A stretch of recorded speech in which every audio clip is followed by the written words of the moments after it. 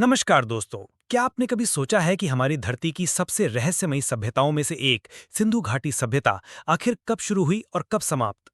आज के इस व्लॉग में हम चलेंगे 5000 साल पीछे और जानेंगे कि कैसे एक महान सभ्यता ने जन्म लिया, कैसे उसका विकास हुआ और फिर अचानक वो क्यों खत्म हो गई। पूर्व हड़प्पा काल, 7000 ईसा पूर्व से 3300 ईसा पूर्व तक। सबसे पहले बात करते हैं उस दौर की जब हड़प्पा जैसी कोई चीज नहीं थी। इसे कहते हैं पूर्व हड़प्पा काल। मेहरगढ़ अब पाकिस्तान में इस समय का प्रमुख स्थल है।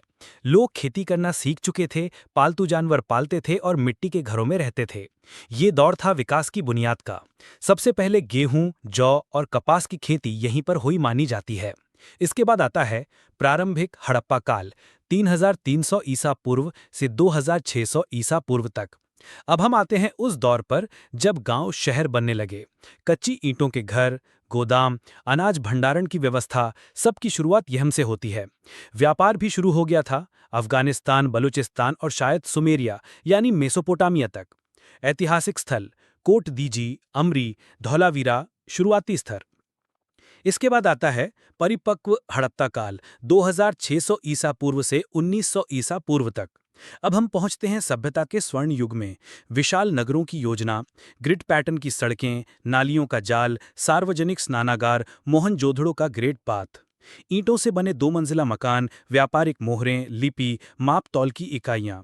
सिंधु लोग न केवल उन्नत वास्तुकार थे बल्कि कुशल व्यापारी और वैज्ञानिक भी।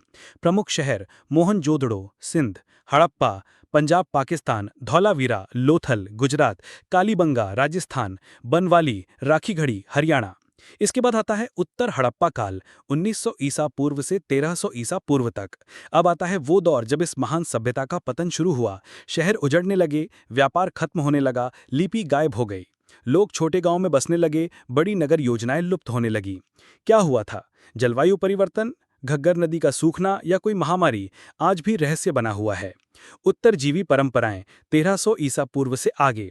हालांकि सिंधु सभ्यता खत्म हो गई, लेकिन इसके तत्व आज भी भारतीय संस्कृति में देखे जा सकते हैं। मिट्टी के बर्तन, योग जैसे आसन, वास्तुकला के कुछ सिद्धांत, सजावटी पैटर्न, शुद्धता और जल प्रबंधन की परंपरा।